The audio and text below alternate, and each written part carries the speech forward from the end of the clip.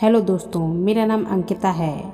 अपनी शादी होते ही 10 घंटे बस का सफ़र करके मैं अपने ससुराली गांव में पहुंची थी। दुल्हन बनाकर विदा होते ही मुझे बस का सफ़र करना पड़ा था। पूरा सफ़र मैं खामोशी के साथ गांव में अपने ससुराली गांव में पहुंचकर मुझे एक कमरे में बिठा दिया गया। मैं एक बीए पास लड़की थी। मेरी शादी गांव के किसी गवार के साथ कर दी गई। मैं फूट फूट कर रोती रही और करती क्या। मेरे दिल में कोई उमंग ही नहीं थी, बस अफसोस था, तकलीफ़ थी, आंसू थे और गमों का पहाड़ था जिसके बोझ से मेरा सीना फटा जा रहा था। मेरा पति लाखन मेरे कमरे में आया तो मेरे चेहरे पर गुस्सा और नफरत के भाव उभर आए थे। मैंने एक नज़र उस पर डाली और गुस्से से दूसरी तरफ मुंह फेर लिया। सफ़ेद कुर्ता पजामा पहने और उस पर बड़ी बड़ी मूंछों वह बिल्कुल भी हैंडसम नहीं लग रहा था। मुस्कुराने पर उसकी बत्तीसी पूरी बाहर नजर आ रही थी। वह मुस्कुराते हुए आकर मेरे पास बैठ गया और कुछ देर तक मदहोश नज़रों से देखने लगा। मुझे उसका यूं देखना भी बहुत बुरा लग रहा था। मुझे एक आंख भी नहीं बहा रहा था। जी चाह रहा था कि उसे धक्के मार के कमरे से निकाल दूं। लाखन मुझसे कहने लगा कि मैं बहुत ही खुशकिस्मत हूँ जो मुझे आप जैसी खूबसूरत और पढ़ी लिखी पत्नी मिली। मैंने उसकी बात सुनकर एक तीखी सी नज़र उस पर डाली और कहा, मैं बदकिस्मत हूँ जो मुझे तुम जैसा अनपढ़, जाहिल, गवार और बदसूरत पति मिला है। मेरी बात सुनकर उसके चेहरे की सावली रंगत और भी ज़्यादा सावली हो गई थी। उसके आगे के 2 दांत भी बाहर से ही दिखाई देते थे।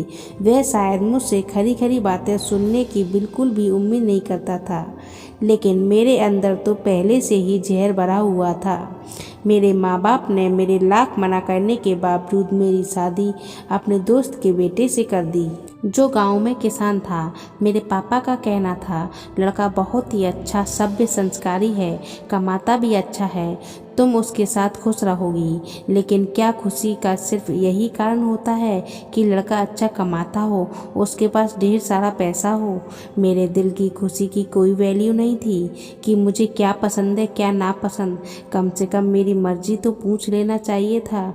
मुझे गांव में रहकर एक जाहिल गवार के साथ शादी करना बिल्कुल भी गवारा नहीं था।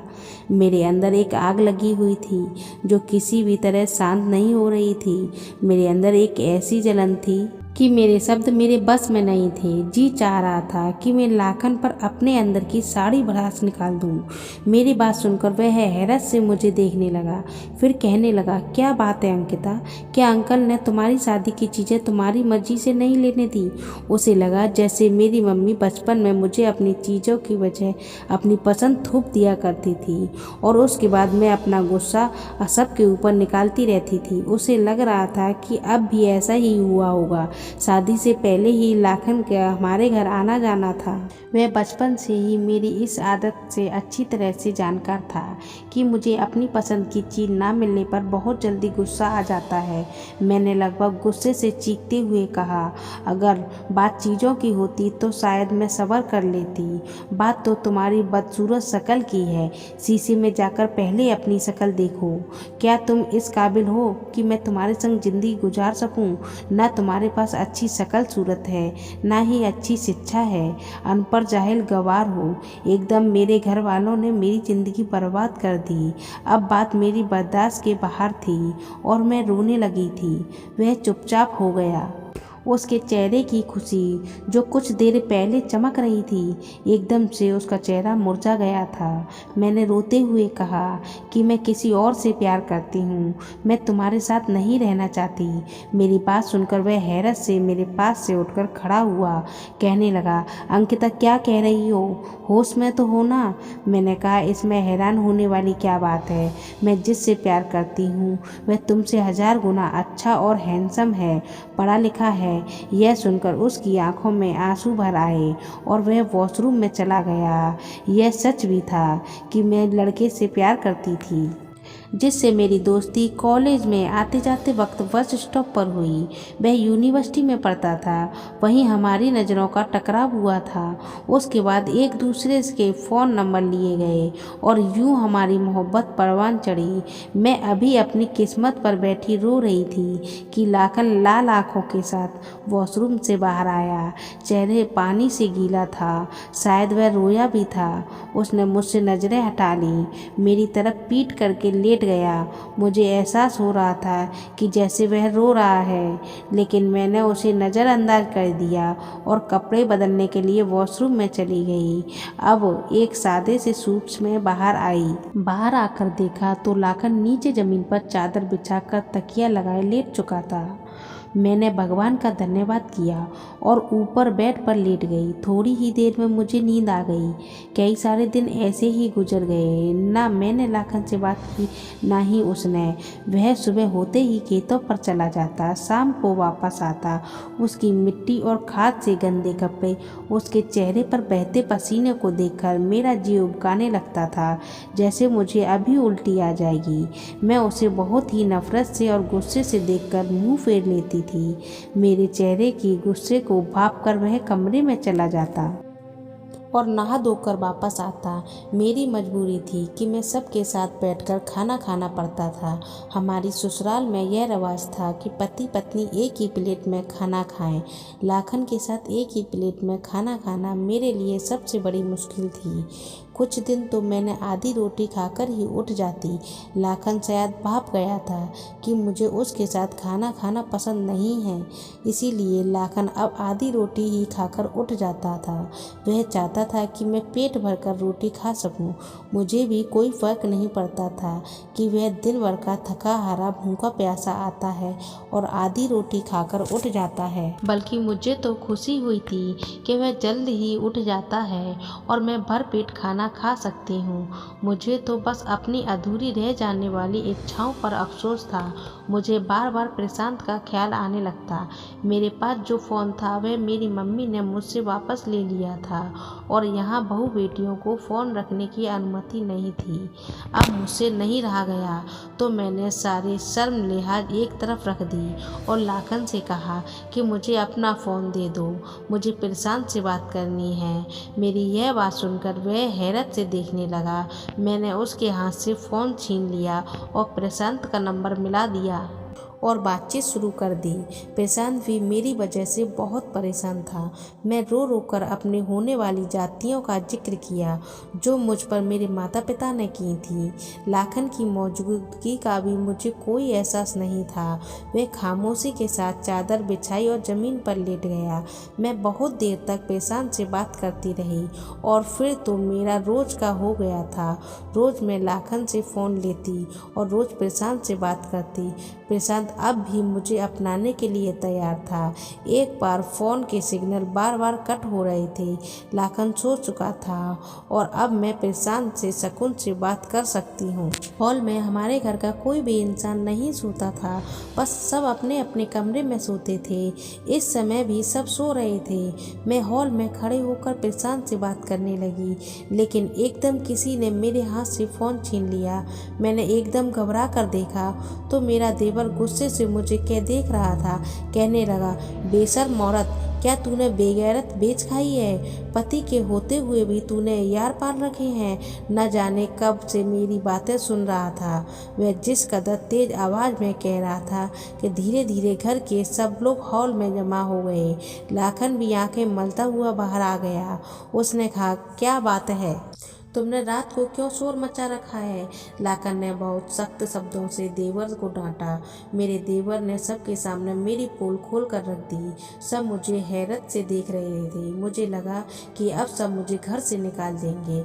यह सोचकर मैं बहुत खुश हो गई थी कि चलो अच्छा है, जान तो छूटोगी। मैं वापस अपने घर लौट जाऊंगी और फिर प्रशांत से शादी कर लूंगी। लेकिन अब लाखन ने सबके सामने देवर को झूठा साबित कर दिया। कहने लगा, यह मेरी ही अनुमति से अपनी सहेली को फ़ोन करती है। मुझे अपनी पत्नी के चरित्र पर पूरा विश्वास है। खबरदार, जो किसी ने मेरी पत्नी के चरित्र पर शक किया या किसी ने उसके साफ दामन पर कीचड़ उछालने की कोशिश की तो मुझसे बुरा कोई नहीं होगा। वह कुछ ही शब्दों में अपनी बात सबको समझा चुका था, वहीं खत्म हो गई। लेकिन मुझे लाखन की इस बात पर भी बहुत गुस्सा आने लगा। मैंने कहा, तुम होते कौन हो मेरे बारे में ऐसा कहने वाले? अच्छा खासा मेरा रास्ता साफ हो रहा था। तुम अपने भाई की बात पर विश्वास करके मुझ पर इल्ज़ाम लगाकर मुझे इस घर से बाहर निकाल सकते थे। तुम जानते हो कि मैं किसी से बात करती हूँ और यहाँ से चली जाती, फिर मजबूरन मेरे माता पिता को मेरी शादी प्रशांत से करनी पड़ती। लेकिन तुम्हारी इन बातों ने मेरे सारे रास्ते बंद कर दिए। तुम मेरा पीछा छोड़ क्यों नहीं देते? उसने मेरी बात बहुत ही खामोशी से सुनी थी, जो मैं गुस्से में चीख चीख कर कह रही थी। वह कहने लगा, तुम मेरे साथ नहीं रहना चाहती, तब भी मैं तुम्हारे चरित्र पर गलत बात बर्दाश्त नहीं कर सकता। और तुम्हारे माँ बाप की इज्जत मेरी इज्जत है। अगर तुम्हारी इज्जत उतरेगी तो तुम्हारे माँ बाप की भी इज्जत सरेआम नीलाम हो जाएगी। मैं सारे इल्ज़ाम खुद पर लेकर तुम्हें छोड़ दूंगा, ताकि मैं तुम पर कोई उंगली ना उठा सके। 2-3 दिन में मैं तुम्हें शहर ले जाऊंगा और वह लड़का तुम्हें इज्जत से अपनाने को तैयार है तो मैं तुम्हें खुद अपने ऊपर इल्ज़ाम लेकर तुम्हें तुम्हारी माँ के घर छोड़ आऊँगा और बाद में तुम्हें तलाकनामा भेज दूँगा। लाखन की बात सुनकर मैं पहली बार बहुत खुश हो गई थी। हालांकि कम पढ़ा लिखा था, लेकिन बिल्कुल अनपढ़ नहीं लग रहा था। वह तो बहुत ही पढ़े लिखे जैसी बात कर रहा था। इज्जत गैरत की बात अच्छी तरह से जानता था, लेकिन न जाने क्यों मेरे अंदर उसके लिए जज्बात अब बदलने लगे थे। लेकिन मैंने अपने आप को संभाला और अपना सर झटक दिया और फिर अगले दिन प्रशांत को सारी बात बता दी। सारी बात सुनकर प्रशांत भी बहुत खुश हुआ था। कहने लगा, तुम शहर आ जाओ और अपने पति से तलाक ले लो। हम कोर्ट मैरिज कर लेंगे। तुम मेरे पास ही रहना। उसके बाद तुम्हारे माँ बाप हमें अपनाने पर मजबूर हो ही जाएंगे। प्रशांत की बातों पर मैंने हामी भर ली। कुछ दिन बाद लाखन के साथ मैं शहर चली गई। प्रशांत के बताए हुए पते पर पहुंचकर मैंने लाखन से कहा, अब तुम जाओ और मुझे तलाक के पेपर भेज देना। उसके बाद तुम्हारा और मुझसे कोई संबंध नहीं रहेगा। मैं प्रशांत से शादी कर लूँगी। वह कहने लगा, मैं तुम्हारे लिए तलाक के पेपर जल्द ही भिजवा दूँगा। कुछ कागजी कार्रवाई करके कल ही इसी पते पर आ जाएंगे। वह यह कहकर चला गया। मैं प्रशांत के घर का दरवाज़ा खटखटाया। दरवाज़ा प्रशांत नहीं खोला। मुझे देखकर मुस्कुराया। मैं उसके साथ घर में दाखिल हो गई, लेकिन उसके घर में उसके घर वाले नज़र नहीं आ रहे थे। हालांकि वह मुझसे कह रहा था कि मैंने तुम्हारे बारे में घर में बता दिया है। मैं खाली घर देखकर पूछने लगी, तुम्हारे घर वाले कहाँ हैं? उसने कहा, अंदर चलो, मैं बताता हूँ। मैं उसके पीछे पीछे कमरे में चली गई। कमरे में 2 मर्द और मौजूद थे। मुझे देखकर कमीनी सी हंसते हुए बोले। एक ने कहा, क्या माल है? इसकी कीमत मैं तुम्हें लाख दूंगा। यह शब्द सुनकर मेरे होश उड़ गए। प्रशांत मेरी सौदेबाजी कर रहा था। मेरा सर चकरा गया। इससे पहले कि वह मुझे धकेल कर कमरे में बंद करता, मैंने जल्दी से अपना दिमाग चलाया। प्रशांत को धक्का देकर गेट से बाहर निकल गई। वह तीनों मेरा पीछा करने लगे। लाखन अभी इतनी दूर नहीं गया था। मैंने उसे देख लिया था और जोर से पुकारने लगी। उसने पलटकर मुझे देखा। मैं भागकर उसके पास पहुंची थी। मेरे पीछे उस समय 3 मर्द भाग रहे थे। रात अंधेरा गहरा हो गया था। यह जगह भी बहुत सुनसान थी। प्रशांत ने हमें बुलाया। मैं डरी सहमी लाखन के पीछे छुप गई। वह तीनों मर्द हम तक आ पहुंचे थे। लाखन को कहने लगे कि इस लड़की को हमारे हवाले कर दो, वरना तुम्हें जान से खत्म कर देंगे। लाखन ने कोई बात ना सुनी, उनको मारने लगा। उसके बदले में लाखन को भी वह मारने लगे। एक शोर मच गया था। फौरन आसपास के लोग जमा हो गए। भगवान की कृपा हुई कि वहाँ पुलिस की वैन गुजर रही थी। पुलिस को देखकर वह लोग भागने लगे, लेकिन पकड़े गए। पुलिस तो कब से उनकी तलाश कर रही थी। वह लोग लड़कियों को अपनी मोहब्बत के जाल में फंसाकर उनका सौदा कर देते हैं। भगवान ने मुझे बचा लिया था। लाखन के होठों के पास जख्म हो चुका था और मुझे पहली बार उसका जख्म देखकर दुख हुआ। वह मुझे खामोशी से बस स्टॉप तक ले गया। उसके सामने नज़र उठाने के काबिल नहीं रही थी। वह अनपढ़ होकर भी कितना सभ्य और समझदार लड़का था। मुझे अपने आप को उसके सामने बहुत छोटा महसूस होने लगा। वह मुझसे पूछने लगा, अंकिता कहाँ जाना चाहती हो? अपने माता पिता के पास? मैंने कहा, नहीं, मैं आपके साथ जाना चाहती हूँ। मेरी बात सुनकर वह मुझे हैरत से देखने लगा। मैं उसकी मोहब्बत को पहचान चुकी थी। मेरे माँ बाप ने मेरे लिए हीरा चुना था। बस मैं ही अपनी कम अकल से कांच की चमक को देखकर अपने हाथ को जख्मी करने चली थी, लेकिन समय रहते बच गई। लाखन ने मुझे कोई दूसरा सवाल नहीं पूछा। वह मुझे अपने गांव ले गया। मैंने लाखन का जख्म देखकर परेशानी से पूछा, लाखन क्या हुआ है आपको? लाखन ने कहा, कुछ नहीं, मैं बस से उतरते हुए गिर गया था और चोट लग गई। मैं अपने अंदर बहुत शर्मिंदा हो रही थी। मैंने अपने पति का बाहरी रूप देखकर न जाने उसको कितनी बातें सुनाई थी, लेकिन आज तक उसने मेरे साथ भलाई ही की थी। 2 दिन तो मैं उससे नजरें भी नहीं मिला पाई। अपने अंदर खुद को भला बुरा कहती रही। वह अब भी आधी रोटी खाकर मेरे पास से उठने लगा तो मैंने उसे रोक लिया और कहा, आप खाना ठीक से क्यों नहीं खाते? रोज आधी रोटी खाकर उठ जाते हो। यह सुनकर लाखन मेरे पास से उठकर नहीं गया, चुपचाप खाना खाने लगा। मैं अब उसका ख्याल रखने लगी थी। अंदर से तो मैं टूट ही चुकी थी, इसलिए अपने पति के सामने सर झुकाकर मुझे अपनी गलती की भरपाई करनी थी, लेकिन यह बहुत मुश्किल लग रहा था।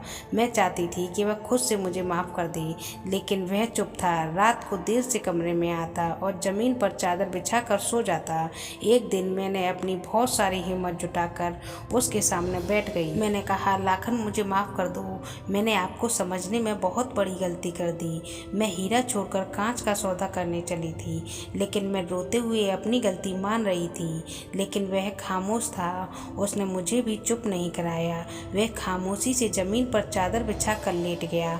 मैंने उसका हाथ पकड़ लिया तो वह बोला, आपकी जगह यहाँ नहीं, आप ऊपर बेड पर जाके सोएं।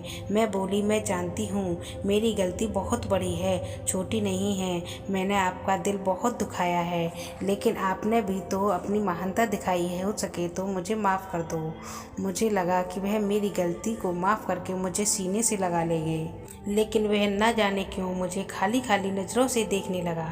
मुझे उसकी चुप्पी सही नहीं जा रही थी। मैंने कहा, लाखन अब तो कुछ कहो, आखिर चुप क्यों हो? मुझे डांटो, मुझ पर अपना गुस्सा निकालो, लेकिन मुझे माफ़ कर दो। मैं उससे मिन्नतें कर रही थी, लेकिन एक चुप्पी उसके होठों पर लगी हुई थी जो टूट नहीं रही थी। धीरे धीरे हमारी शादी को 6 महीने बीत गए थे। शादी के बाद से ही लाखन के होठों पर चुप्पी लग गई थी। शादी के बाद से ना मैंने उसको ज़्यादा बोलते हुए सुना था, ना हंसते मुस्कुराते। मेरा रोना धोना उसकी चुप्पी तोड़ नहीं सका। वह मुझे खाली आंखों से देख रहा था और चुपचाप लेट गया। सुबह उसने मुझे कागजात दिए। मुझ पर तो जैसे आसमान गिर पड़ा। मैं तड़प तड़प कर रोने लगी। मुझे लगा कि शायद उसने मुझे तलाक दे दिया है। मैंने कहा, लाखन तुम मुझे तलाक मत दो। उसने कहा, अंकिता इसे पढ़कर सहन कर देना। यह कहकर कमरे से बाहर निकल गया। मुझे नहीं मालूम था कि मर्द के दिल से उतर जाने के बाद औरत चाहकर भी अपनी गलती जितनी भी माफ़ी मांग ले, उसे वह इज्जत फिर से नहीं मिलती। शायद मर्द सब कुछ सह सकता है, वह दूसरा मर्द बर्दाश्त नहीं कर सकता। मेरे कागज हाथ में था। मैं रोती रही। मेरी इतनी हिम्मत नहीं थी कि मैं वह कागजात पढ़ सकूं। मैंने सोच लिया था, आज रात लाखन के पैर पकड़कर उससे माफ़ी मांग लूँगी, लेकिन उसे तलाक नहीं लूँगी। रात को जब वह कमरे में आया तो मैंने उसके पैर पकड़कर बैठकर गिड़गिड़ाकर उससे माफ़ी मांगने लगी और उसने मुझे दोनों बाजू से पकड़कर खड़ा किया और कहने लगा, अगर तुम वह पेपर पढ़ लेती तो यूँ ना रोती अंकिता, वो तलाकनामा नहीं था। फिर दराज से कागजात निकालकर मुझे दिए। मैंने आंसू पोंछकर वह पेपर देखे तो वो ज़मीन के पेपर थे जिसमें वह रोज़ हल चलाता था। वह अपने हिस्से की सारी ज़मीन मेरे नाम कर रहा था। मैंने उसे हैरत भरी नज़रों से देखा। वह अपना सब कुछ मुझे क्यों सौंप रहा था? मैंने कहा, लाखन मुझे यह सब नहीं चाहिए। तुम मेरे नाम यह सब क्यों कर रहे हो? लाखन कहने लगा, इसलिए तुम मेरी पत्नी हो। मैं कल शहर जा रहा हूँ, कुछ दिन बाद लौटूंगा। लाखन ने मेरे लाख मना करने पर ज़बरदस्ती मुझसे साइन करवा लिए। अगले दिन वह शहर चला गया। दिन में बड़ी बेचैनी के साथ उसका इंतजार किया। वह 4 दिन बाद वापस आया तो वह घर में कोहराम मच गया। शहर से लाखन की लाश वापस गाँव में आई थी। से उसका एक दोस्त उसकी लाश लेकर आया था। मुझे तो लाख लाखन की लाश देखकर कुछ होश ही नहीं रहा। मेरी तो पूरी दुनिया ही उजड़ गई थी। उसका एक दोस्त लाखन को लेकर आया था। उसने बताया कि पिछले 3 महीने से लाखन को मालूम हो गया था कि उसे कैंसर है, वह ज़्यादा दिन नहीं बच सकेगा। न जाने वह पिछले 6 महीने से कौन सा रोग दिल में लगाए बैठा था जो उसकी जान लेकर ही गया। मुझे तो दौड़े पड़ने लगे थे। 2 दिन बाद मैंने कुछ होश संभाला तो मुझे एक खत मेरी सास ने दिया। कहने लगी, अंकिता, यह खत लाखन के दोस्त ने दिया है। कह रहा था लाखन ने अपनी पत्नी के नाम रखा है। यह सुनकर मुझे हैरत का झटका लगा। मैंने अपनी सास से कहा कि मम्मी जी, लाखन तो अनपढ़ थे। मेरी सास ने मुझे हैरत भरी नज़रों से देखा और कहने लगी, तुम्हें किसने कहा कि लाखन अनपढ़ है? उसने इंटर क्लास तक पढ़ाई गांव से ही की थी। आगे की पढ़ाई उसने प्राइवेट की थी। साथ ही साथ वह अपना पापा का बाजू भी बना रहा। मैं तो यह सब कुछ सुनकर दंग रह गई। शादी से पहले गांव नहीं आई थी। कभी कभी लाखन और उसका परिवार हमारे यहाँ घर चला आता था। मैं तो यही समझती थी कि लाखन अनपढ़ है। मेरी सास ने बताया कि लाखन तुम्हें बचपन से ही चाहता था। बचपन से ही उसकी इच्छा थी कि मेरी शादी अंकिता से हो। वह मुझे भी कहता था कि मम्मी, अंकिता पढ़ी लिखी लड़की है, मैं भी पढ़ लिख कर उसके बराबर होना चाहता हूँ। कहीं ऐसा ना हो कि कल को अंकिता शादी के लिए मना कर दे, इसलिए मुझे भी आगे पढ़ना है। कल को मेरी पत्नी को सबके सामने शर्मिंदगी ना उठानी पड़े कि उसका पति अनपढ़ जाहिल गवार है। मुझे यह हकीकत किसी हथौड़े की तरह खली थी। ऐसा लग रहा था मेरे सर पर हथौड़े पड़ रहे हैं। आज तक लाखन ने यह नहीं जताया कि वह भी पढ़ा लिखा है। मैंने यह खत लिया और उसे पढ़ने लगी। उसमें लिखा था, अंकिता, मैंने आज तक तुम्हें यह नहीं जताया कि मैं पढ़ा लिखा हूँ, क्योंकि शिक्षा हासिल करना हर इंसान का हक है और फिर इन सब बातों को सबके सामने जताया जाए कोई ज़रूरी नहीं होता। मैंने जब से होश संभाला था अपनी माँ से कहते सुना था कि वह अंकिता को ही अपनी बहू बनाएंगी। मेरे दिल में भी तो तुम ही बसी हुई थी। मैंने भी बचपन से ही अपनी माँ से कह रखा था कि अंकिता से ही शादी करूँगा। इसलिए मैंने बचपन से ही इरादा बना लिया था कि हम दोनों की शादी करवा देंगे। जैसे जैसे मेरी उम्र बढ़ती जा रही थी, मेरी मोहब्बत भी परवान तर चढ़ती रही। कब मेरी मोहब्बत एक विशाल पेड़ बन गई और मेरे वजूद में अपनी जड़ें पक्की कर चुकी थी। मुझे इसका अंदाज़ा ही नहीं हुआ। मुझे जब माँ कहती थी कि अंकिता पढ़ रही है तो मुझे भी पढ़ाई का शौक़ होने लगा था। जब माँ यह कहती थी कि अंकिता की यह पसंद है खाने में, तो मुझे भी खाने में वही चीज़ अच्छी लगने लगी थी। मैंने शायद गलती से तुमसे इश्क कर बैठा था अंकिता, इसलिए शादी की रात तुम्हारे मुंह से यह सब बातें सुनकर मुझे सहन नहीं हुआ था।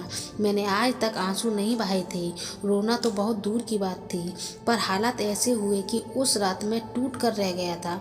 मर्द सब कुछ सह सकता है, लेकिन अगर उसकी पत्नी शादी की पहली रात यह कह दे कि पति की वजह किसी और से मोहब्बत करती है, तो पति का मान, गुरूर, भरोसा, इज्जत सब चकनाचूर हो जाता है।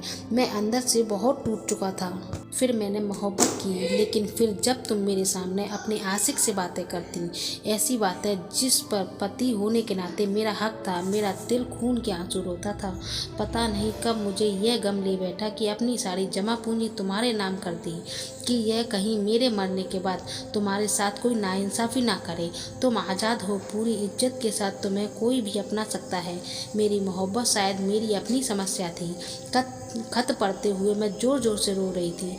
यह मैंने क्या कर दिया, क्यों कर दिया? मैंने सोचा समझा क्यों नहीं? मेरी बेवफाई ने मेरे पति की जान ले ली। मैं दाहिने मार मार कर रोने लगी। मेरी सास मुझे देखकर घबरा गई थी और कहने लगी, अंकिता, ऐसा उसने क्या लिख दिया जो तुम इतना रो रही हो? मैं अपनी सास को क्या जवाब देती, क्या कहती कि मैंने क्या खो दिया है? मुझे अकल जब आई जब मैं बिल्कुल खाली दामन रह गई थी। मैंने रोते हुए खुद से कहा कि काश लाखन तुम्हारी जगह मैं मर जाती। लाखन, तुमने मुझसे ऐसी खुदगर्ज से क्यों मोहब्बत कर ली?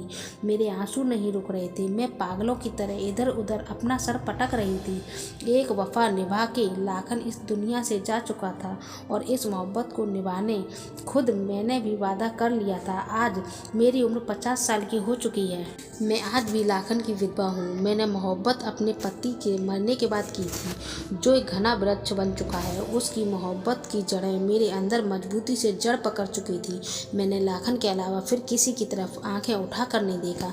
मैं बीमार रहने लगी हूँ। मुझे अभी भी यही लगता है कि लाखन को मरे हुए कुछ ही घंटे हुए हैं। अभी मैं उसका खत पढ़कर रखा ही था। मेरा जख्म आज भी हरा है।